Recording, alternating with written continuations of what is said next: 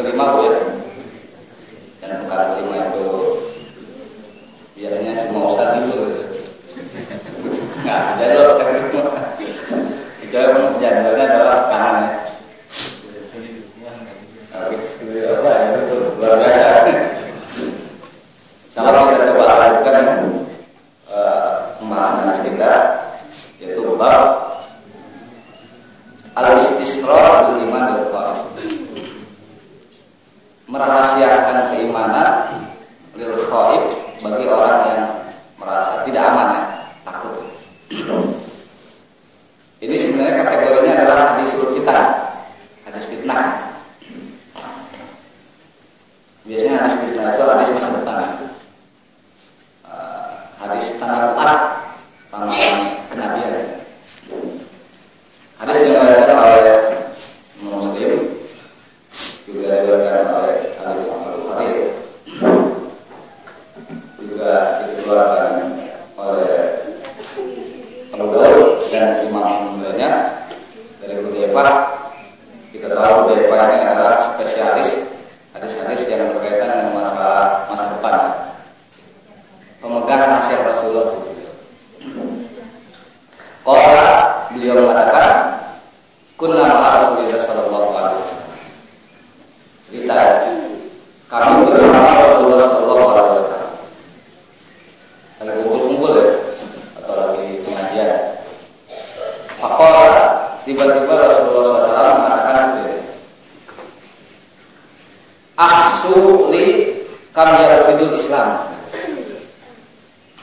Hadisnya ada yang kita dengar ya. Aksuli, coba hitung oleh kalian. Karena ada dalam Al-Quran, wa in ta'uddu ni'matallahi la tuhsuha, tidak bisa dihitung.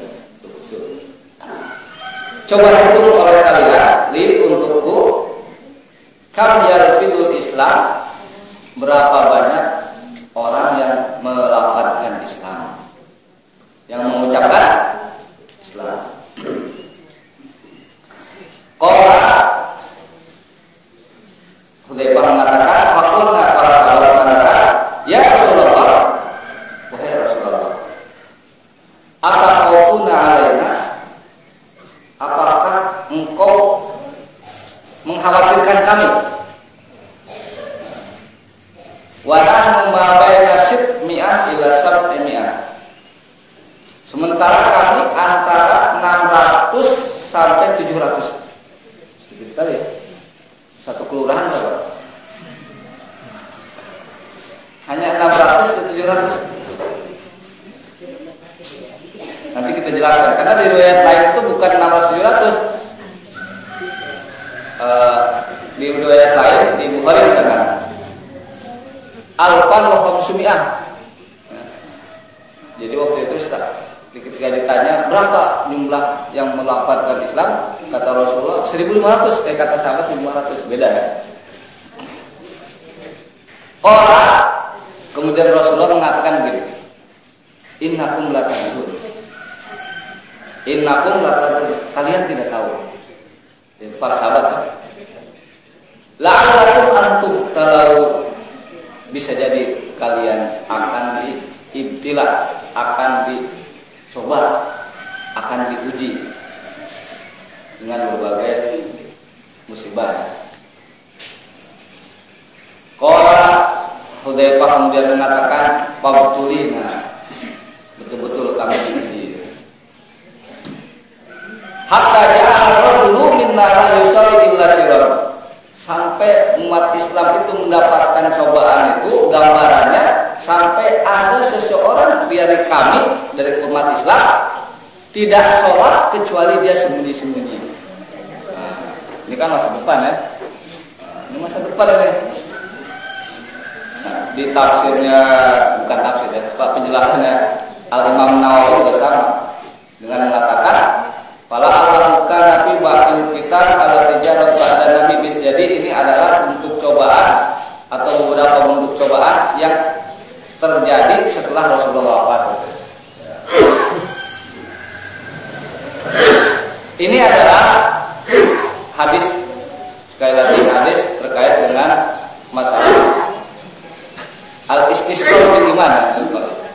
Jadi nanti ada suatu ketika ada orang yang akan menyembunyikan keimanan dia karena takut gitu. Karena khawatir. Apa pelajaran penting yang dapat kita lihat dari hadis ini? Pertama, asuli kamyatul Islam, yaitu kata Rasulullah, coba hitung kepada aku yang melafalkan Islam. Ini sebenarnya seringkali tapi nggak ada di Imam Nawawi ini ya. Saya baca di penjelasan lain. Para ulama mengatakan bagaimana dalam Islam pentingnya sensus penduduk, gitu ya. Sensus penduduk. Gitu. Jadi karena Rasulullah mengatakan diminta para sahabat untuk menghitung berapa umat Islam. Al-Ihsan. Memang sih kalau kita perhatikan ya, Rasulullah SAW itu selalu proporsional dalam bersikap, tidak mengabaikan kuantitas jumlah banyak, tidak juga. Tentu kualitas juga diperhatikan. Jadi tidak benar kalau kemudian mengatakan yang penting kualitas itu tidak benar juga. Tidak benar 100%. Orang mengatakan yang penting apa? Kualitas. Dengan dalil misalkan kamu fi'atin, golongan fi'atan, golongan. Biinilah. Walaupun konteks ayat ini adalah jauh dan kalau ya dilihat di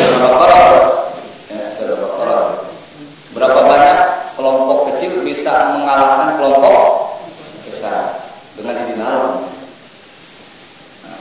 Banyak hadis yang mendukung bahwa pentingnya kuantitas jumlah yang banyak. Contohnya ada salah seorang sahabat datang kepada Rasulullah. Ya Rasulullah, saya telah menemukan perempuan yang akan saya nikahi. Walakin tapi perempuan ini tidak bisa melahirkan, maksudnya tidak bisa punya anak. Apa kata Rasulullah? Para jangan kamu nikahi. Datang lagi dan 2 kali. Ya Rasulullah, saya ingin nikah dengan orang tersebut, tapi dia tidak bisa melahirkan. Walakin oh jangan kamu nikahi. Datang lagi yang ketiga, mungkin karena saking apanya, begini ya. Karena memang kalau orang sudah susah itu kadang-kadang faktor logika juga lupa ya. Cinta itu apa maksudnya? Buta ya. Itu istilah anak muda. Kalau sudah tua, cinta itu bukan buta, cinta itu realistis. Ya. Kalau sudah tua, cinta itu realistis. Jadi itu kalau sudah agak dewasa ya. Makanya kalau sudah semakin tua belum nikah juga, karena semakin realistis semakin apa? Susah. Nah, akhirnya apa kata Rasulullah? Tazawwaju al-walud fa inni mukasirun bikumul umama yaumil qiyamah. Nah, dikasihlah anak kalau Allah melarang kata Rasulullah, nikahilah wanita yang kamu al-wadud yang dicintai. Ya kamu nggak suka jangan dinikahi ya. Al-walud yang punya potensi untuk melahirkan punya anak. Kenapa? Di ujungnya, baik ini mukathir bikumul umam yaumil qiyamah, karena aku ingin mukathir itu kan banyak ya. Nanti umatku itu akan banyak dan aku bangga pada akhir. Nah, makanya di antara tujuan dari pernikahan itu adalah bagaimana kita memperbanyak turunan sehingga Rasulullah akan bangga nanti di hari. Dan ini adalah menunjukkan sekali lagi bahwa Rasulullah pun menganjurkan tentang pentingnya kuantitas banyaknya umat Islam. Banyak umat Islam. Ya bagaimana ya?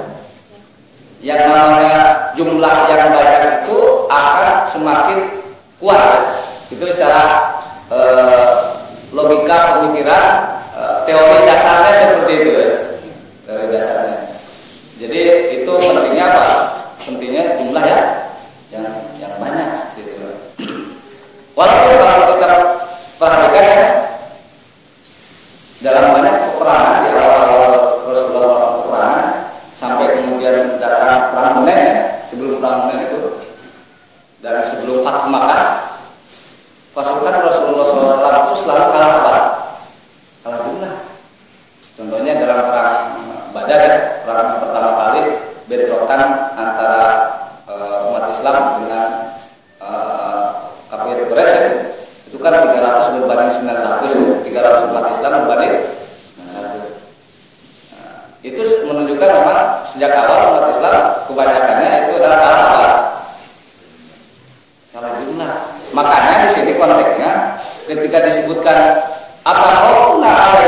ya Rasulullah, engkau sepertinya mengkhawatirkan kami. Karena apa?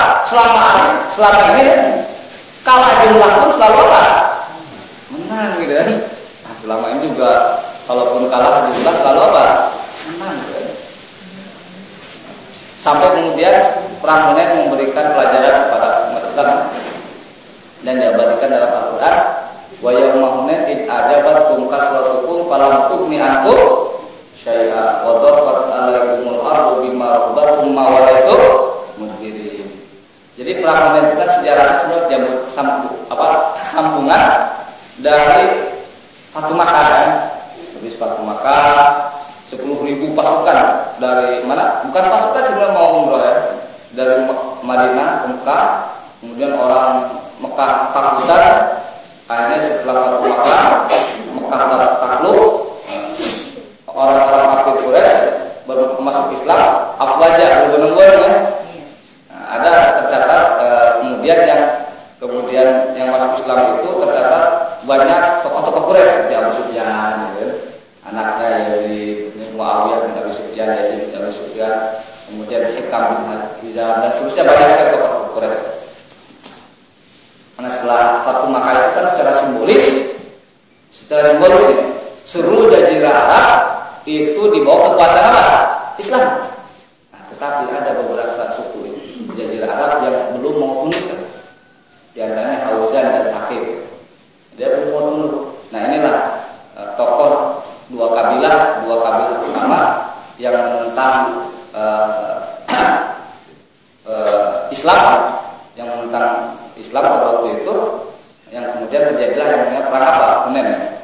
Nah, Rasulullah dari Mekah kemudian melakukan peperangan di Hunain dengan membawa pasukan 12.000, 10.000 yang dari Madinah, 2.000 yang dari mana? Dari Mekah. Itu jumlah pasukannya banyak bagi umat Islam. Nah, sehingga ketika mau ke Hunain itu ada beberapa orang sahabat yang itu begini, lan al-yawm, kayaknya kita nggak tahu ini. Kenapa? Dulu yang minoritas apa? Menang, apalagi ujub ya namanya. Ujub itu apa namanya? Ijabul mar'i bi nafsihi ya. Mengagumi diri sendiri ya. Mengagumi diri, artinya dia menjadikan takabur. Nah, sehingga disitulah kemudian Allah memberikan pelajaran. Tapi intinya bahwa sekali lagi hadis ini menunjukkan kepada kita ya, bahwa kuantitas jumlah yang banyak dalam Islam itu juga diperhatikan. Kalau tidak diperhatikan, apalah artinya berdakwah ya, ngajak banyak orang, apalagi di alam seperti sekarang demokrasi ya kan? Kalau demokrasi itu orang lulusan S1 dikasih nyublosnya berapa kali? 1 kali. S2 1 kali juga. Profesor 1 kali juga. Jadi nggak ada lagi pembobotan kualitas dalam demokrasi itu. Mohon maaf misalkan ya, profesor yang memberikan pilihan ya, dengan misalkan ya, orang yang tidak bisa baca dan tulis sama nilainya. Itu demokrasi. Nah, ini apalagi di alam seperti sekarang ya, yang namanya jumlah yang banyak itu bernilai, karena orang tidak dinilai lagi oleh apa? Kualitas. Yang mungkin ke depan harus ada undang-undang juga kalau menilai kualitas orang. Profesor nyublosnya 3 kali, 4 kali. Kalau S1 1 kali, S2 2 kali, S3 3 kali.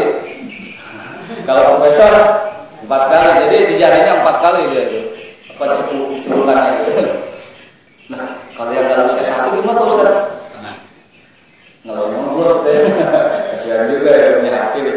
Ya pokoknya perkara sebenarnya harus seperti itu. Itu namanya penghargaan terhadap kualitas seseorang seperti itu. Nah, itu menjadi sangat penting pada zaman sekarang seperti ini ya, jumlah ya. Dan alhamdulillah juga pada saat ini ya, umat Islam ini sudah menjadi mayoritas seluruh dunia. Ada yang mengatakan 1,5 miliar, ada yang mengatakan 1,7 miliar. Kita ini mayoritas sekarang di dunia. Tapi kan seperti digambarkan dalam sebuah hadis, walakin nahum busa al-busa'i. Jadi kita seperti buih ya.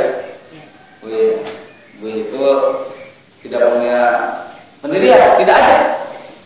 Jadi bisa diarahkan oleh angin ya. Angin itulah yang kemudian kalau dalam bahasa sekarang mungkin yang bisa mengarahkan cara pola hidup kita ya. Peradaban barat ya. Tahun baru, Halloween itu Halloween hari hantu ya. Hari hantu ya. Bahasa Arabnya Idul Asbar gitu. Saya juga mengikuti bahasa Arabnya apa ya Halloween. Kan menteri-menteri juga ikut Halloween ya. Nah, itu menterinya yang milih ya, yang salah ya. Nah, jadi memang itu umat Islam seperti itu. Ikut diarahkan pola hidupnya oleh orang lain, tidak mengarahkan. Jadi umat Islam sebagai objek bukan subjek, meskipun ya kita mayoritas ya. Nah, itu yang pertama. Yang kedua yang perlu kita jelaskan di sini ya. Jadi yang dimaksud yang bidul Islam itu orang Islam ya, bukan yang melaporkan Islam seperti itu. Kemudian yang kedua ada masalah di sini adalah, ya Rasulullah, apakah engkau mengkhawatirkan kami sementara kami 600 sampai 700 orang kecil sebenarnya? Dan ini juga menjadi masalah apa? Yang pasti ini bukan setelah Fathu Makkah, karena umat Islam setelah Fathu Makkah aja ada 12.000 ya. Yang pasti juga bukan Hajjatul Wada ya, Hajjatul Wada ratusan ribu. Nah ini yang pasti memang tidak sih. Imam Nawawi pun di sini tidak menjelaskan ini momentumnya kapan, sebelum perang apa, tahun berapa. Cuman memang kalau kita perhatikan ini adalah perang Badar aja pasukan Islam kan 300 hari setelah perang Badar juga ya. Tapi yang jadi masalah di riwayat lain beda. Di riwayat selain Imam Muslim, Bukhari sekarang. Wafi di riwayat Bukhari mengatakan Pakata mengalahu alfa wa khamsumi'ah. Ternyata kita oleh para sahabat mengatakan kami tuliskan laporkan kepada Rasulullah itu bahwa umat Islam alfa wa khamsumi'ah 1.500. Sementara di sini berapa tadi? Antara 600 dan 700.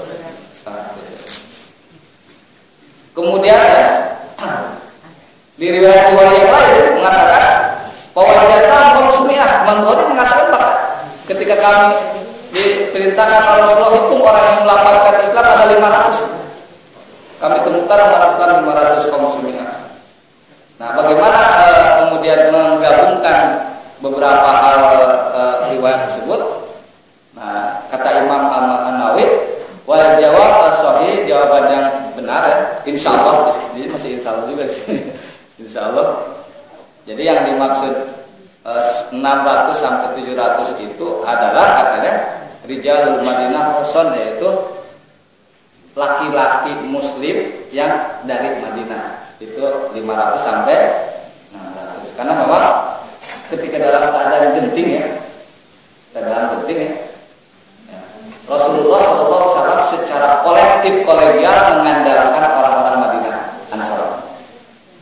Contohnya dalam perang Hunain kan Rasulullah SAW sudah terjebak oleh hujanan ini anak-anak. Kemudian yang berada di sekitar Rasulullah yang bertahan, yang lainnya lari. Itu adalah ahli baiti, orang-orang terdekat kerabat Rasulullah yang Islam tentunya ya, seperti Ali bin Abi Thalib. Beberapa kelompok kelompok muhajirin ya dari Mekah. Yang kemudian waktu itu Rasulullah mengatakan begini, bukan Rasulullah, Al-Abbas dalam perang itu ya, mengatakan ayat samroh, mana yang melakukan baiat di bawah pohon? Siapa itu mereka? Orang-orang Madinah. Baitul Aqaba ya. Dipanggil dalam keadaan genting, dipanggil orang-orang Madinah itu dipanggil. Hanya pada mendengar itu kan ada sisi historisnya kan. Dulu yang melakukan yang melakukan baiat sumpah setia di bawah pohon dipanggil. Enggak enak ya. Ada yang manggil-manggil kita, hanya orang-orang Ansor Madinah. Nah, orang Madinah itu orang-orang yang diistimewakan oleh Rasulullah. Tapi yang jadi masalah setelah perang Hunain itu ya, uniknya Pak. Banyak contoh kebetulan dari perang Hunain. Ketika bab pembagian ghanimah, justru yang akhir kan itu orang-orang Ansor. Ya, ingat perang Hunain itu ghanimahnya banyak dalam catatan sejarah di antaranya Al-Mubarakfuri ya, Ar-Rahikul Maktum. Bapak dapat lihat nanti di rumah. Itu ghanimah di perang Hunain itu 24.000 unta. 24.000 unta. Harganya berapa satu unta? Ibu tahu Pak? Saya juga nggak tahu ya. Enggak, maksudnya bandingannya sapi ini 10 juta ya. Nah, Ustaz asal tahu lah harga sapi ini. Nah, lebih mahal, jauh lebih mahal unta itu. Bisa 2 atau 3 kali lipat. 20 juta kali 24.000 berapa? Banyak. 40.000 kambing domba itu ghanimahnya. Kemudian 6.000 yang ditawar manusia, yang nanti kalau dibagi-bagikan jadi budak. Jadi sebab terjadinya perbudakan dalam Islam itu peperangan antara Islam dan kafir ya. Bukan karena orang dikirim jadi pembantu ke Arab Saudi, bukan. Kemudian 6.000 auqiyah min fiddah. Auqiyah itu logam dari perak. Nah itu ghanimahnya. Nah ketika perang selesai, apa yang kata Rasulullah? Itu orang yang baru masuk Islam yang 2000-an itu terutama tokoh-tokoh Quraisy itu, karena dia sudah gak sabar lihat ghanimah, aja dibagikan sama Rasulullah. Siapa yang pertama dibagikan? Abu Sufyan, baru masuk Islam dikasih berapa? Dikasih 40 logam perak, dikasih 100 unta. Orang baru, ya kalau kata bahasa kita ya, baru masuk Islam, ya baru direkrut lah dia, tapi dikasih duitnya banyak gitu. Bagiannya baru perang itu juga perang 1 kali ya perangnya, dikasih duitnya, dikasih ghanimahnya 100 unta. Selesai sampai sana enggak. Kata Abu Sufyan ini, Ibni Yazid, anakku Yazid, masa kagak dikasih? Jadi memang sudah ada unsur apa? Sudah ada unsur kekayaan ini. Dikasih nggak sama Rasulullah ya 100 unta. Ibni Muawiyah juga tuh anak saya, kasih aja 100 lagi unta. Kemudian Hizam bin Hakim tokoh Quraisy juga dikasih 100 unta. Pokoknya level tokoh-tokoh itu 100 unta. Yang middle class tokoh Quraisy yang baru masuk Islam dan ikut perang 1 kali aja dikasih apa? Yang pertengahannya 40 unta. Udah sukses semua sehingga hatta yuqal, sehingga dikatakan pada itu Muhammad la yaqul faqra, Muhammad sendiri tidak takut miskin. Itu baca di perang ya. Jadi orang yang baru masuk Islam itu dikasih apa? Kasih ghanimah duluan gitu. Kalau kita kan pembagian mana nih yang senior dulu. Ntar yang kerja belakang ya. Lari kan begitu Pak. Sehingga apa? Ada sitas khusus pada waktu itu, Muhammad mementingkan kaumnya. Kan ada yang makan. Sampai ke Rasulullah yang begitu. Sampai kemudian Rasulullah mengumpulkan semua Ansor. Tadi di kala susah menyebutnya Ansor, pada waktu pembagian ghanimah muhajir yang masuk Islam gitu. Tapi kalau muhajirnya lama-lama juga dibiarkan sama Rasulullah. Jadi sebenarnya di satu sisi bahwa Muhammad mementingkan kaumnya keliru juga, karena banyak muhajirin atau orang-orang Mekah yang sama-sama berjuang dengan Ansor lama ya dengan perang juga tidak masuk dalam kategori yang diberikan ghanimah terlebih dahulu, nggak masuk. Jadi bukan masalah muhajirin dan Ansor, masalah orang yang baru masuk Islam atau yang lama. Jadi yang baru masuk Islam jangan lupa. Kemudian tapi Rasulullah ingin bekerja dengan Ansor, orang-orang yang ada di Madinah masuk. Atau beberapa orang muhajir yang lakukan mau ikut pertemuan dilarang sama Rasulullah. Ini urusan kalian dengan siapa? Ini pertemuan rahasia. Disitulah kemudian Rasulullah memberikan nasihat, di antara nasihatnya kan, kalian rela nggak? Saya ngasih ghanimah ke kalian dulu, sementara yang baru masuk Islam belakangan kemudian mereka murtad lagi. Nah itu kan politik Rasulullah agar diambil apanya? Ya. Kemudian Rasulullah mengatakan kalian rela nggak? Kayak saya kasih kalian unta atau apa ghanimah banyak-banyak, sementara nanti saya pulang ke Mekah bukan ke Madinah. Oh nggak mau gitu. Artinya di sini Rasulullah mengutamakan siapa sebenarnya? Ansor, karena orang Mekah yang baru masuk Islam dikasih ghanimah banyak. Selesai mereka pulang ke Mekah gembira, ya. Senang. Di Mekah juga sudah ada orang tanam pada Rasulullah. Nah, setelah itu Rasulullah pulang ke mana? Madinah. Sampai Rasulullah dalam sirah dikatakan kalau bukan karena hijrah tentu saya ini orang Madinah sebenarnya. Nah itu kan kita tahu, kita sudah jelaskan pada pertemuan sebelumnya tentang keutamaan Madinah. Nah dalam pikiran kita ya, Rasulullah 10 tahun 8 tahun kurang lebih ya lamanya, selama 8 tahun bersama Nabi Awam meninggalkan Mekah setelah Fathu Makkah, setelah Mekah takluk aman mutlak di bawah kuasa Islam. Kalau mengikuti sisi emosional kita, balik lagi pulang kampung. Mungkin ketika Fathu Makkah Rasulullah udah bawa apa? Bawa barang gitu, nggak ada kargo gitu. Nah, udah pulang kampung. Jadi kalau begitu kan kesannya apa? Wah, Madinah sudah selesai ya. Saya udah nggak butuh kalian lagi. Ini kasih ghanimah aja.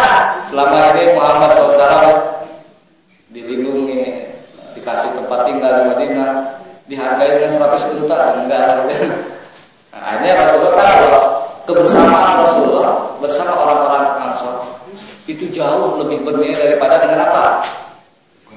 Dan itu juga disadari oleh siapa? Oleh Ansor. Hanya ketika mendengar nasihat Rasulullah seperti itu, beberapa kalangan Ansor itu menangis ya, karena merasa salah.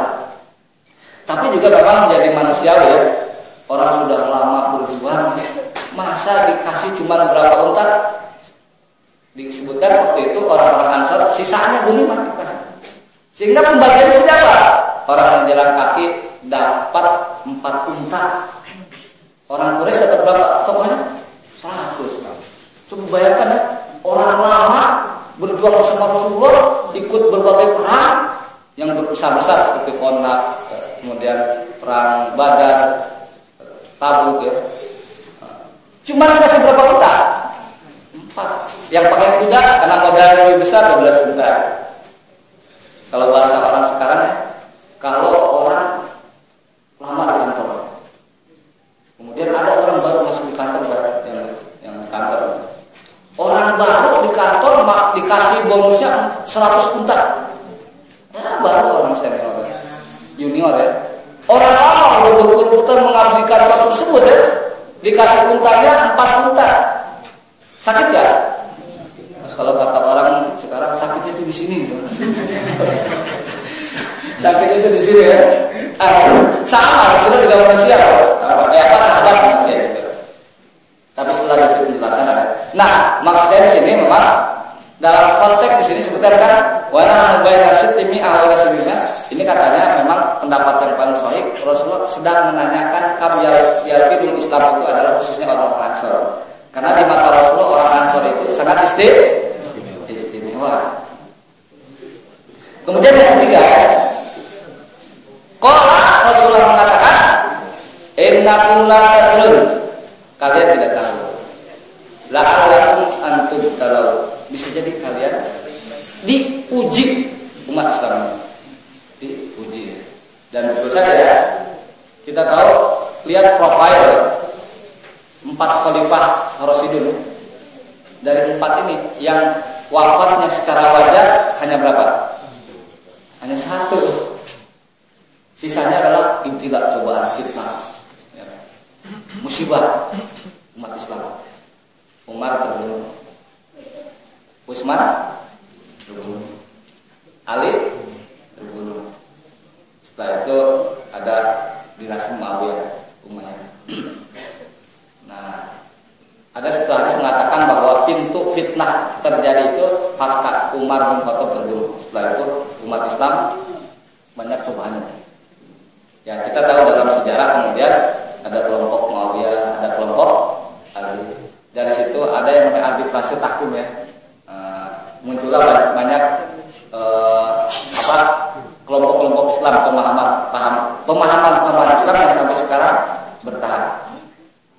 Ada yang namanya Khawarij ya, yang kecewa dengan sikap kelompok Ali yang menerima perdamaian Islam, keluar kemudian mengkafirkan kelompok Ali, mengkafirkan juga kelompok Muawiyah. Nah, Khawarij, salah satu ciri khas Khawarij itu adalah mengkafirkan orang berbuat dosa besar. Jadi orang berbuat dosa besar langsung dianggap kafir. Nah, jadi gampang mengkafirkan, takfir. Contoh yang dianut Khawarij itu ISIS sekarang. Kemudian muncul juga pasca fitnah tersebut ya di zaman Muawiyah dan Ali itu, kelompok pendukung Muawiyah dan Ali ini muncul lagi Syiah. Ya, Syiah itu adalah orang yang membela mati-matian kelompok Ali, walaupun kemudian menjadi suatu mazhab ideologi tertentu. Dalam bidang teologinya muncul juga pemahaman Mu'tazilah, Qadariyah, Murji'ah. Wah, berat ya. Qadariyah mengatakan bahwa takdir itu Allah tidak tahu ya. Murji'ah mengatakan kalau kita masih punya iman, mau berzina, mau mabuk segala macam itu aman insyaallah. itu Murji'ah. Nah itu fitnah. Sampai kemudian hatta ja'ala rajul minna la yusalli illa sirat, nanti ada suatu fitnah di mana seseorang laki-laki ya di antara kita la yusalli, dia tidak sholat kecuali sembunyi. Artinya bahwa suatu ketika ya, ada umat Islam yang kalau mau sholat saja takut. Terjadi sekarang, sudah sering terjadi. Apalagi daerah-daerah minoritas, apalagi di daerah-daerah yang memang anti agama seperti Cina ya. Di Cina ini kan ada sebuah aturan di Xinjiang, Muslim Uighur ya. Di situ dilarang puasa, walaupun tidak penting sholat. Karena katanya alasannya orang puasa itu menghambat produktivitas, malas ya. Walaupun memang realitanya benar juga malas juga. Tapi di zaman Rasulullah justru banyak peperangan terjadi pada bulan Ramadan. Itu puasa ya. Atau jadi ini sebenarnya sebuah secara simbolis ya, menunjukkan kepada kita nanti ada segolongan umat Islam ya. Ada beberapa situasi di mana umat Islam untuk melaksanakan kewajibannya saja itu susah. Ya, karena memang ini disimbolkan oleh salat kalau saya dicontohkan. Contohnya apa? Ya. Di kita ya, banyak sekali orang yang bekerja di suatu tempat, kemudian untuk berjilbab khususnya untuk wanita itu susah. Iya kan? Susah. Orang kerja di bank dan menjadi rahasia bukan bank syariah namanya. Di BCA yang bank yang dulu ya, kalau sekarang sih beberapa ya udah dengan masalah ya. Yang saya masih tahu itu adalah beberapa orang kerja di rumah sakit ya, jadi perawat ya. Kan beberapa rumah sakit tidak membolehkan perawatnya pakai apa? Pakai jilbab, harus pakai cupluk kayak kopiah begini, iya kan? Sehingga unik, ada teman istri saya itu ya, di perawat. Jadi kalau dari rumah pakai jilbab, kalau kerja dibuka pakai. Nah itu kan menunjukkan fitnah juga sekarang. Padahal di Indonesia yang mayoritas apa? Nah ini kan sangat disayangkan seperti itu. Sangat disayangkan seperti itu. Nah jadi ini yang dikatakan oleh Al-Imam An-Nawawi, fa'allahu karena tiba kita alati jarat ba'da Nabi. Yang disebutkan di hadis ini kata Al-Imam An-Nawawi bisa jadi ya, ini di beberapa fitnah ya, yang terjadi setelah Rasulullah SAW wafat. Maka nabahu yukhfi nafsahu wa yusalli sirran mahafatan min al-ghurub wal musyarakah fil fitnah wal ghurub. Nah ini hadis yang pertama ya. Kemudian hadis yang kedua, ada dua hadis ya, masih berkaitan ya. Ini adalah hadis terkait bab ta'alluqu fil qalbi man yakhafu la imanihi li dhafihi wa nahyu anil qat'i bil iman min ghairi dalil qat'i. Ya, sudah jelaskan tadi semua. Bab bagaimana menjinakkan hati seseorang yang dikhawatirkan keimanannya itu luntur ya tadi. Tapi ada pembahasan tambahannya tadi, wa nahyu anil qat'i bil iman min ghairi dalil qat'i. Kita dilarang untuk memastikan keimanan seseorang min ghairi dalil qat'i tanpa ada dalil yang jelas. Qat'i. Apa dalilnya? Jadi ini adalah hadis yang diriwayatkan oleh Amr bin Sa'd dari an Abi dari bapaknya, bahwa Rasulullah mengatakan begini. Qasama Rasulullah Rasulullah membagikan ghanimah. Ini sekarang banyak ghanimah yang ceritain ya. Pakai dikatakan oleh saya perawi di sini, ya Rasulullah, a'ti fulana fa innahu mu'min. Itu kasih fulan. Jadi kata-kata fulan itu di Al-Qur'an ada Pak. Lam attaqib fulanan khalila ada di Al-Qur'an. Jadi kata-kata fulan itu memang inisial ya, yang sudah ada di Al-Qur'an, yang ada di hadis juga sering disebut kata fulan. Berikan si fulan fa innahu mu'min, orang itu orang mukmin. Faqala Nabi Muhammad SAW mengatakan Muslim kali kalau bahasa Inggris ya. Muslim kali. Aku mengatakan saya katakan ini 3 kali kepada Rasulullah. Ya Rasulullah, a'ti fulan fa innahu mu'min. Kasih orang itu dia orang mukmin. Kata Rasulullah, jawab pula Muslim kali. Kelas ya, oh ya, kelas. Ini ternyata hadisan jauh lebih gaul daripada saya. Jauh lebih gaul ya. Sampai 3 kali ada Rasulullah yang ketiga mengatakan, inilah utia rojula, saya sungguh akan memberikan ghanimah kepada seseorang. Wa ghairuhu, sementara yang selain aku kasih ghanimah tersebut, selain dia, ahabu ilayya minhu, sesungguhnya aku lebih cintai orang. Ya kayak tadi kasihnya pembagian ghanimah di perang ya. Kasih ke kafir-kafir Quraisy. Bukan kafir, orang Quraisy yang masuk Islam ya. Tapi sebenarnya dia lebih mencintai siapa? Kenapa kata Rasulullah? Maghfata yakubahullahu finnar, khawatir Allah mencampakkan orang yang dikasih tersebut ke dalam api neraka. Karena apa? Karena nggak dikasih dia kemudian menjadi Ini pendekatan Rasulullah bagaimana meneguhkan keimanan seseorang dengan pendekatan harta. Ada dalilnya. Di dalam zakat juga ada yang wal mu'allafatu. Ini juga menjadi pelajaran bagi kita mengajak seseorang dengan pendekatan bantuan ekonomi itu boleh. Contohnya kita mau dakwah di sebuah masyarakat yang sangat miskin. Bawa kitab saya, tapi nggak bawa duit. Ayo ikut ngaji.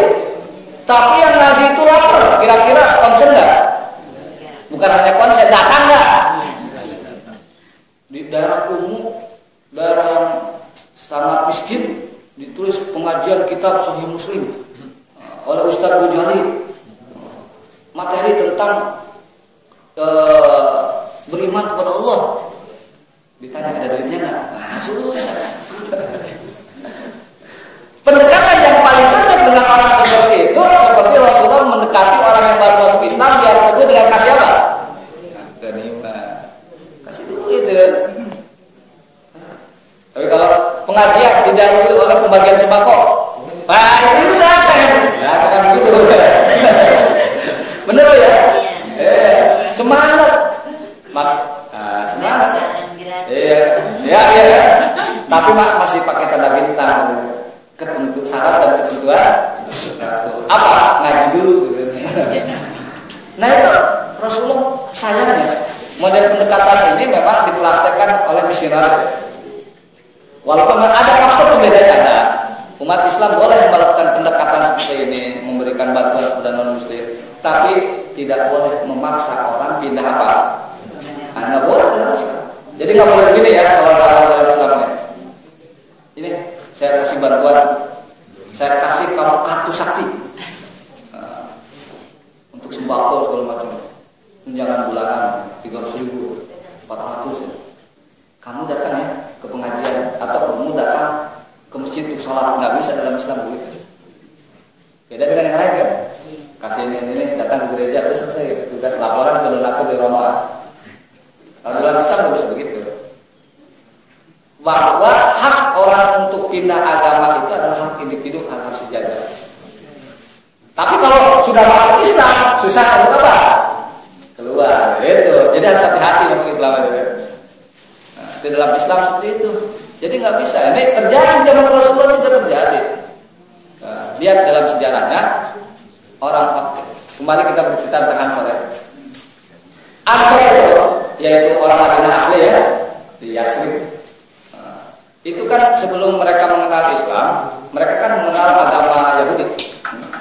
Karena di sana di Madinah itu banyak komunitas apa? Yahudi. Ada Yahudi Bani Quraidah, Bani Nadir, Bani Qainuqa, terusnya. Dan keistimewaan Yahudi itu adalah mereka bisa baca dan tulis. Sehingga orang-orang Madinah yang sebelum mengenal Islam ya, mereka untuk agar anaknya bisa baca dan tulis itu diprivatkan ke siapa? Ditarik. Mungkin para Yahudi mungkin waktu itu punya bimbel juga ya, kalau saya tidak tahu. Ya ada lah mungkin sekolah ya. Apa hasilnya? Karena kan kalau anak-anak didoktrinnya, beberapa anak-anak Ansor itu masuk apa? Agama Yahudi. Nah setelah orang tuanya mengenal Islam, masuk Islam, anaknya sementara sudah istiqomah jalan ke Yahudiannya, ada apa? Mereka merasa apa? Misal, hanya dipaksa beberapa anak mereka untuk masuk Islam. Nggak mau ya orang dipaksa. Datanglah kepada Rasulullah tentang bahwa mereka ingin agar anaknya itu paksa masuk Islam. Maka ketika itu turun ayat la ikraha. Nah, ingat ya, konsep la ikraha fiddin itu kalau orang yang sudah di luar Islam. Tapi kalau sudah dalam Islam dan dia murtad itu ada hukum tersendiri. Makanya ketika orang mau masuk Islam itu harus dikenakan konsekuensi kalau dia nanti keluar apa? Mu'alaf ya. Masuk Islam, itu. Tapi dikenakan beberapa hukum Islam yang sangat menentukan masa depan dia. Katanya Pak, nanti kalau sudah masuk Islam, kalau keluar lagi itu susah. Maksudnya keluar secara terang-terangan ya. Kalau keluar secara apa? Sembunyi-sembunyi ya itu urusan dia dengan siapa? Kenapa? Rasulullah mengatakan manbat dari nahu al-hukam. Hadisnya walaupun hadis ini banyak mengatakan hadisnya bukan hadis sahih. Barang siapa yang mengkonversi, mengubah agama, hendaknya dia dibunuh. Nah, tapi kemudian kita mendapatkan pembenaran dalam sejarah bagaimana Abu Bakar As-Siddiq ya, memerangi orang yang tidak mau bayar apa? Nah, tidak bayar zakatnya diperangi, apalagi kalau dia pindah apa? Nah itu kan menjadi sebuah dalil yang sangat telak kan? Apa yang dilakukan oleh siapa? Abu Bakar. Nah jadi dalam konteksnya kalau orang mengatakan begini ya, saya mau pindah agama ini dari Islam ke agama yang lain, jangan paksa ya, kan la ikraha fiddin, salah dia. Lihat dulu asbabun nuzul ayat ini. Ini adalah berlaku untuk orang yang sudah di luar apa? Islam. Kalau orang sudah di dalam Islam ada hukum tersendiri. Ini sama seperti ibu kalau masuk organisasi Bu ya. Kemudian di organisasi tersebut disebutkan kalau ibu keluar dapat denda sekian, disebutkan di awal ya. Nah jadi itu setiap perkumpul kan ada aturan main kan, termasuk dalam Islam ini untuk untuk memberikan penjelasan kepada orang yang mengatakan Islam itu bertentangan dengan HAM ya. Orang mau keluar Islam kok susah. Beda, ini seperti orang masuk organisasi ada aturannya sendiri, kalau keluar itu kena apa? Nah sanksi. Dalam Islam kalau orang sudah masuk Islam mau keluar Islam itu ada sanksi. Walaupun domain atau yang berhak menegakkan hukum ini bukan individu. Siapa ya? Pemerintah. Nggak bisa juga. Orang keluar Islam langsung ditembak oleh perorangan, nggak boleh, itu ada hukumnya tersendiri, atau penegak hukum dalam hal ini pemerintah. Kemudian kalau di sini juga, jadi pendekatan ekonomi itu penting ya. Pendekatan ekonomi itu penting khususnya bagi masyarakat yang memang bisa didekati dengan pendekatan seperti itu ya. Kemudian yang kedua ya, hadis ini Rasulullah kok menyebut membedakan antara muslim dan mukmin ya. Ini sebenarnya sudah saya jelaskan jauh di awal pengajian ini dulu ya. Apa perbedaan iman dan Islam? Wah, aqwal katsirah, banyak sekali pendapat para ulama yang menunjukkan yang memberikan penjelasan terkait mukmin, iman itu apa, Islam itu apa, sangat luar biasa. Ada yang mengatakan Islam itu sifatnya zahir ya. Salat kelihatan itu Islam. Kemudian bayar zakat Islam. Iman itu ada yang dalam hati. Nah, bagaimana cara penjelasan yang biasa digunakan oleh para ulama mengatakan begini. Ida tahada iktaraf. Kalau ada satu kata Islam dan iman itu dijelaskan dalam satu konteks kalimat, maka maknanya beda. Ya, ini kan satu kalimat Islam dan iman. Islam itu menunjukkan kepada amal-amal zahir, sholat, zakat, haji itu Islam. Sementara iman menunjukkan keyakinan ada yang dalam. Itu kan dalam satu konteks kalimat. Tapi kalau disebutkan Islamnya saja atau imannya saja dalam satu kalimat atau dalam satu konteks pembicaraan, maka Islam itu adalah iman itu adalah Islam. Itu rumus ulama seperti itu ya. Nah, ini dalam satu konteks ada Islam dan iman, berarti maknanya sama atau beda? Beda, itu maksudnya dalam satu konteks. Ini beda. Nah, ini adalah dijadikan dalil. Tidak boleh kita memastikan bahwa seseorang itu mempunyai keimanan yang sangat luar biasa sehingga dia dijamin masuk, nggak boleh. Tapi memastikan keislaman ya boleh. Orang Islam, orang Islam. Ini dalilnya ya. Jadi tidak boleh misalkan orang ini pasti masuk surga, nggak bisa gitu. Karena imannya mantap. Ya, nggak bisa gitu. Wah, kelihatan nih orang jenggotnya panjang, ya, kemana-mana pakai jubah tinggi, ya.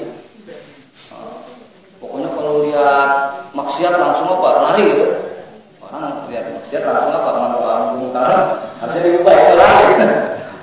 Nah, nggak bisa juga Pak.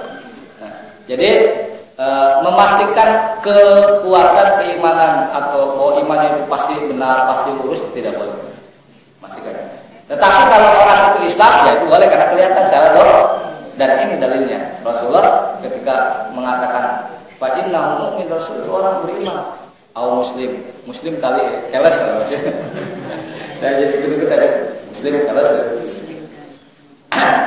Nah, jadi itu yang dilakukan oleh juga oleh Imam An-Nawawi mengatakan wa fihi, kata Imam Nawawi, annahu la yuqali ahadin bil jannah, tidak boleh kita memastikan seseorang pasti masuk surga. Enggak boleh. Ya. Al-ta'in, memastikan orang ini masuk surga. Illa man sabata fihi nasun, kecuali sudah ada dalam nasnya. Siapa itu? Seperti kal asra al-mubasysyarah bil jannah, seperti 10 orang sahabat yang dipastikan masuk. Contohnya siapa? Bilal ya. Bilal ya. Bilal, kenapa? Karena Rasulullah SAW dikasih bocoran, udah mendengar suara trompa Bilal gimana? Trompa yang kemudian menjadi apa? Menjadi menghajat, bahasa Arab menghajat juga, memboking. Jadi surga sudah diboking apa? Taruh sendalnya dulu. Itu luar biasa. Lah kita sendalnya kalau bisa ya taruh juga kalau bisa ya. Cuma sendal kita juga susah masuk surga.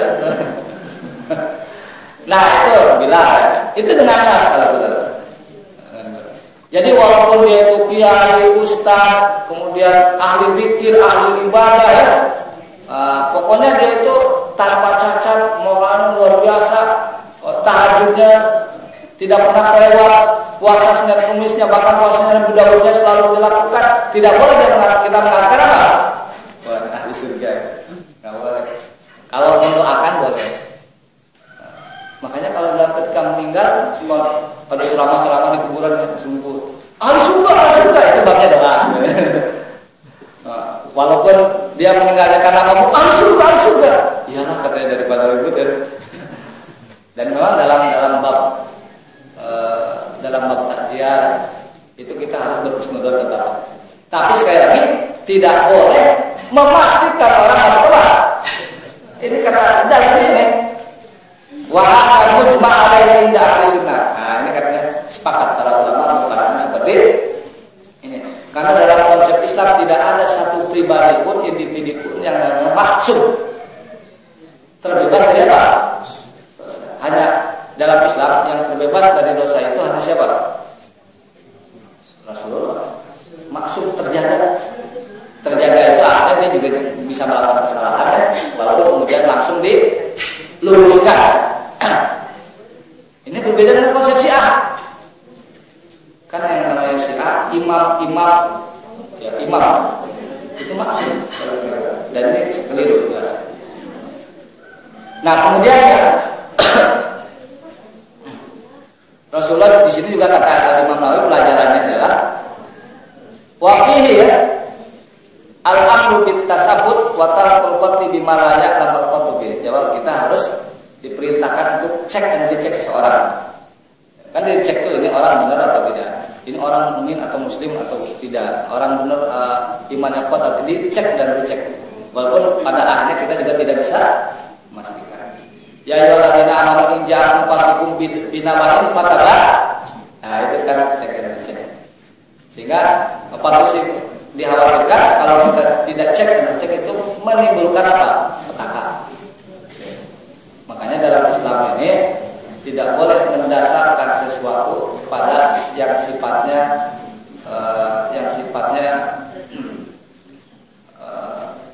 gosip, yang sifatnya itu adalah tidak pasti, yang sifatnya itu tanpa bukti dalam Islam.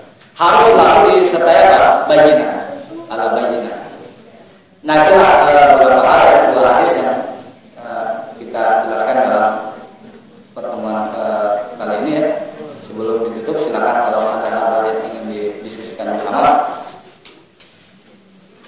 Silakan. Ada waktu.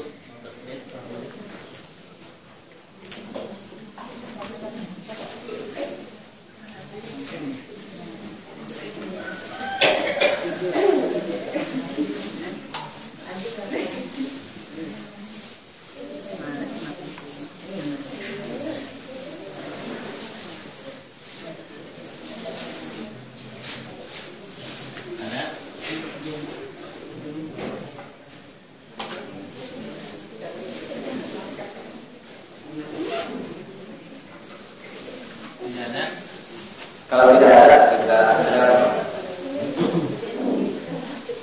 Assalamualaikum warahmatullahi wabarakatuh. Tadi Ustaz membukakan bahwa Rasulullah mengadakan pendekatan materi terhadap orang-orang yang lemah, orang-orang yang baru masuk Islam. ya.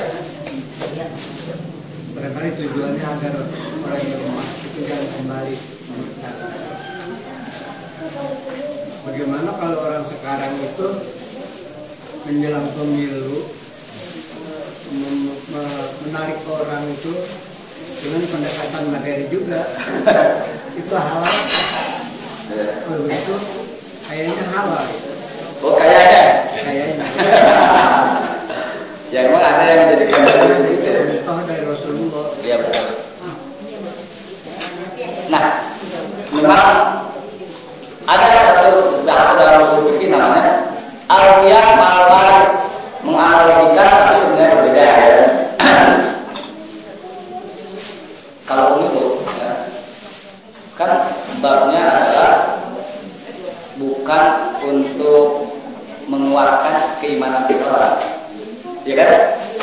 Tapi hanya untuk menguatkan pilihan orang agar memilih dia, beda ya? Beda ya? Kalau ini adalah agar orang kuat dalam keimanan dan keislaman. Kalau pemilu bisa, ya kan? Jadi menurut saya tidak boleh menganalogikan seperti itu. Tidak bisa, karena dua peristiwa yang sama sekali berbeda. Terus yang kedua juga dalam bab pemilu ini ya, ini kan melabrak aturan kan? Money politik ya, nggak boleh melabrak aturan. Ingat, ada satu, saya harus cek ini hadis atau kaidah ulama, tapi sudah sepakat. Al-muslimun ala syurutihim. Orang Islam itu harus memenuhi syarat-syarat yang telah disepakati bersama. Nah, kalau dalam undang-undang pemilu ya, dikatakan bahwa tidak boleh ada yang money politik ya, maka berarti umat Islam dan sepakat semua, baik yang memilih dan yang dipilih dengan aturan itu, kalau itu melanggar, dosanya adalah melanggar kesepakatan setidaknya itu. Al-muslimun ala syurutihim. Jadi menurut saya tidak bisa menjadikan ini dalil ini ya. Nah, kecuali kalau babnya seperti ini. Ini masih bisa lah kalau ini melakukan baksos ya, agar memilih partai Islam atau partai yang memperjuangkan nilai Islam. Nah itu masih bisa pendekatan itu, karena agar dia menentukan keberpihakannya kepada apa Islam, itu masih bisa kalau itu. Tapi kalau bagi-bagi di 50, 10 bisa. Karena ada namanya satu buku dan terjemahkan dalam bahasa Indonesia, fikih amal soleh. Nah di fikih amal soleh itu disebutkan yang dikatakan orang ikhlas itu penjabaran itu bisa macam-macam. Di antaranya kalau kita melakukan amal soleh, tujuannya adalah untuk menegakkan nilai-nilai Islam. Jadi kalau kita melakukan amal soleh, tujuannya apa? Untuk menegakkan amal inilah nilai-nilai Islam dalam kehidupan politik. Nah, itu juga disebut ikhlas kan? Baksos. Wah, baksos bukan politik segala macam, enggak. Lihat dulu ujungnya maksudnya apa, biar orang sadar bahwa Islam juga harus punya kekuatan. Itu boleh, kan ada masalah. Jadi tidak lihat seenaknya. Wah ini setiap baksos menjelang pemilu, ya. Berarti tidak jelas karena pemilu. Lihat dulu karena pemilu itu untuk apa ujungnya. Nah itu penting. Jangan sampai berpikirannya secara apa pendek. Nah, ini dipikir amal soleh seperti itu. Bahkan uniknya dipikir amal soleh itu ya. Kita ya, kalau melakukan amal soleh karena bentuk rasa syukur kita saja, syukuran lah. Oh nggak ikhlas syukur? Iya, sekilas tidak seperti tidak ikhlas. Tapi ada dalilnya bagaimana Rasulullah SAW motivasi melakukan amal soleh itu karena bentuk rasa syukur. Itu juga disebut ikhlas. Ya. Ketika sholat malamnya sampai bengkak apa ya Rasulullah? Apalah aku ada. Oh jadi banyak bentuk ikhlas itu banyak. Ya, tidak hanya ikhlas karena Allah, tapi karena beramal karena amal soleh, beramal untuk karena ingin menegakkan amal nilai Islam di masyarakat juga itu ikhlas. Beramal karena ingin surga ikhlas juga. Tidak seperti orang tasawuf kan? Nggak apa-apa katanya ke neraka juga, yang penting saya ridho oleh Allah. Ya nggak bisa begitu. Emang ibu mau Allah meridhoi tapi masuk ke neraka? Itu juga bertolak belakang dengan akal sehat. Ya, jadi banyak sekali Pak, bahwa bentuk-bentuk ikhlas itu tidak tunggal, bisa dijabarkan dalam bab nikah misalnya, bab orang menikah. Motivasinya kenapa kamu nikah? Ini bosan saya nikah ini agar tidak berzina. Oh nggak ikhlas kan? Enggak juga. Kan di antara tujuan ikhlas itu adalah dengan menikah dia bisa menjaga kehormatannya. Itu juga dikatakan ikhlas para ulama. Tidak bukan karena apa? Bukan karena ikhlas terus. Alhamdulillah. Ikhlas karena Allah nikah. Istrinya dibiarkan aja gitu. Itu juga nggak ikhlas. Nah jadi memang kita mungkin suatu ketika kita coba bahas tentang fikih amal soleh. Jadi apakah yang dimaksud ikhlas terus? Lillahi ta'ala benar-benar. Apakah ada tahapan proses-proses yang sebenarnya muaranya untuk kembali kepada karena Allah. Seperti karena orang tasawuf biasanya orang berlebihan ya, hiperbola, membalagu. Jangan kita motivasi ibadah itu karena takut neraka. Boleh aja, nggak ada masalah. Karena ada dalam Al-Quran yad'unana raghaban wa rahaban. Banyak orang yang beribadah berdoa kepada kami, kata Allah, raghaban wa rahaban. Raghaban dia punya ambisi ingin masuk surga, wa rahaban takut neraka. Nggak ada masalah. Atau orang melakukan sholat, kenapa sholat? Wajib saja. Oh, nggak ikhlas kok. Nah, itu melaksanakan kewajiban itu dianggap apa? Ya, sehingga dapat kita simpulkan sementara ya. Orang dikatakan tidak ikhlas ketika dia ingin mendapatkan kompensasi yang sifatnya duniawi. Jelas ya? Jelas. Kalau orang misalkan kembali ke baksos yang memang agak sama-sama gitu ya. Kalau dengan baksos itu adalah tujuannya ingin mendapatkan kompensasi dunia, nah itu tidak ikhlas kan? Tapi ingin agar kalau kompensasinya itu agar orang mendukung program-program yang sifatnya bernilai dari Islam ya, agar maksiat tidak ada nanti kalau dia berpuasa, agar nilai Islam bisa ditegakkan, agar misalkan tempat-tempat agar di Depok ini tidak ada lagi tempat untuk menjual miras misalkan, dengan perdanya misalkan. Nah, itu kan menegakkan Islam ya. Itu juga dikatakan terpuji karena konsepnya adalah ingin mendapatkan kompensasi apa? Ukhrawi banyak. Tapi lain kalau misalkan baksos nanti pilih saya, kalau nggak pilih saya nggak rela, nggak ikhlas. Itu nggak ikhlas sebenarnya. Nah ini penting gitu ya. Jadi ini kembali kepada konsep diri kita masing-masing ya. Tapi kalau itu jelas, kalau masih duit 50.000 nih pilih saya itu ya oke lah, mungkin dia tujuannya ingin menegakkan nilai Islam, tapi kan dia telah melanggar kesepakatan di antara umat Islam, al-muslimun ala syurutihim, dan itu dosa ya, melanggar aturan. Jadi aturan itu walaupun dibuat oleh manusia, selagi tidak bertentangan dengan Al-Quran dan Sunnah wajib disepakati. Kenapa? Ya ayyuhalladzina amanu aufu bil uqud. Wahai orang-orang beriman, penuhi janji kalian, kesepakatan kalian, akad kalian. Kecuali kalau akad itu yuhallilu al-harama wa yuharrimu al-halal. Mengharamkan yang halal dan menghalalkan yang haram. Itu tidak boleh dikasih. Tidak boleh. Wallahu a'lam. Silakan. Nyambung aja. Ya, sama saudara saya. Saudara saya selesai. Aduh. Jadi apa bisa dibilang baksos dengan money politik, artinya ngasih duit itu berbeda? Apakah kemudian yang dilarang ngasih duitnya tapi baksos? Karena kalau dikaitkan dengan orientasi tadi, orang ngasih duit nanti bisa alasannya juga begitu. Ya kan ini biar yang kepilih orang yang baik gitu kan, ntar akhirnya negatif Islam. Cuma caranya gitu. Itu satu. Kemudian yang kedua terkait dengan aturan tadi mukmin itu al-muslimun ala syurutihim, memenuhi apa yang sudah disepakatinya. Bagaimana kemudian jika yang muncul Allah yang lain juga begitu, kalau kita nggak begitu ntar seperti itu gimana?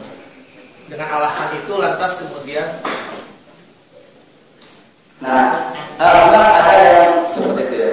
Setidaknya ada yang mengatakan saya ngasih duit juga ada yang ngasih nanti untuk menggunakan nilai kebenaran segala macam. Memang bisa jadikan alasan juga. Cuman yang alasan itu tetap bisa dianggap dosa dengan alasan yang kedua tadi, melanggar kesepakatan bersama. Kemudian kalau nggak begitu berarti kita tidak masalah ya. Yang lain bersama kan politik. Cuma kita harus diingat ya. Al-Quran adalah wasilah. Tujuan tidak menghalalkan segala, tidak boleh bangun masjid tapi uangnya dari sumbangan donatif para pembeli. Bisa juga ya. Menurut saya itu tetap tidak boleh ya seperti itu. Dengan alasan yang dalam kerjasama. Memang ada klausul itu dalam fikih itu di antara mata Hanifah. Jadi kita boleh menyogok seseorang hanya sekadar untuk mengambil hak kita yang diambil orang lain. Ada begitu. Contohnya ya, dalam bab lulus PNS, CPNS ya, lulus nih, dan fair, ujian ya, administrasi lulus, psikotes lulus, tes potensi akademik TPA, lulus juga, interview lulus juga. Pas dia mau pemberkasan terakhir ya, untuk jadi PNS dari CPNS, dihalang-halang dibeli ya, segala macam hanya intinya minta duit lah gitu ya. Nah kata Ahmad Al-Rafiq boleh sekedar agar kita diterima, boleh, itu kasusnya seperti itu. Cuma masalahnya kalau kita pakai klausul itu ketika dalam bab pemilu ya, saya dulu waktu kan mengambil hak saya, memang tahu dia akan milih kita kan gitu masalahnya. Ini sisa, nggak bisa juga dianalogikan, dikiaskan kepada fatwanya Ahmad Al-Rafiq. Nah ini penting juga. Ini penting juga sebenarnya. Nah intinya pada zaman sekarang kita banyak fitnah, susah juga. Banyak fitnah. Tapi mungkin nanti diskusinya lebih panjang sekali. Itu diskusinya itu materi lama banget ya. Lama ya. Tapi kita cukupkan sampai sini. Mudah-mudahan ada